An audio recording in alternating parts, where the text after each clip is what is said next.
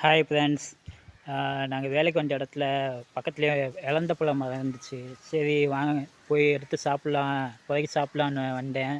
பார்த்தீங்கன்னா அவ்வளோ வேஸ்ட்டாக போச்சு. அவ்வளோ பாருங்க, கீழே வேஸ்ட்டாக போய் கிடக்கு. ஒன்று கூட எடுத்து சாப்பிட முடியல. நம்ம வாழ்க்கையிலேயே 90 கிட்ஸ், அதாவது 90ல் பிறந்தவங்க இந்த இலந்த பழத்தை மறக்கவே மாட்டாங்க. அதே மாதிரி எனக்கு ரொம்ப பிடிச்ச பழம் இது தான். ஆனால் நம்ம சின்ன வயசில் இதில் புழு இருக்கான்னு கூட பார்க்க மாட்டோம், அப்படியே சாப்பிட்ருவோம். ஆனால் இந்த காலத்தில் யாருமே சாப்பிட்றது கிடையாது. சாப்பிட்றாங்கன்னு தெரியல, இருந்தாலும் புழு இருந்தால் சாப்பிட மாட்டாங்க. ஆனால் நம்ம என்ன பண்ணுவோம், அந்த புழு இருக்கிறத கூட பார்க்காம சாப்பிடுவோம். ஆனால் இதோட மருத்துவ குணங்கள் தெரியாதப்ப, ஆனால் இப்போ தெரிஞ்சுக்கிட்டோம். இதில் பார்த்திங்கன்னா இரும்பு சத்து, மெக்னீசியம், கால்சியம் நிறையா இருக்குது.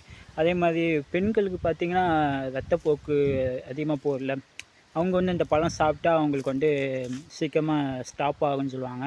அதே மாதிரி இதில் ரத்த சோகை, அப்போ உடல் சோர்வு இதுக்குன்னா இலந்த பழம் அதிகமாக யூஸ் ஆகுது, சாப்பிட்லாம். அப்புறம் பார்த்திங்கன்னா உடல் சூட்டை குறைக்கக்கூடியதும் இலந்த பழம் தானா, சரிங்களா? இவ்வளோ நன்மைகள் இருக்குது. ஆனால் நம்ம இந்த விஷயம் தெரியாமையே நம்ம சாப்பிட்ருக்கோம். ஆனால் இப்போ தெரிஞ்சுக்கிட்டோம். ஆனால் நம்ம இதை ஒரு துளி கூட எடுத்து சாப்பிட்றது கிடையாது. அந்த காலத்தில் எவ்வளோ விரும்பி சாப்பிட்டோம், இப்போ நம்ம விரும்பியே சாப்பிட்றது கிடையாது. ஆனால் எனக்கு ரொம்ப பிடிச்ச பழம் இதுதான். இது எனக்கும் பார்சல் அனுப்பிவிடுங்க. இங்கே கிடைக்கல, அவ்வளோ சொட்டையாக இருக்குது.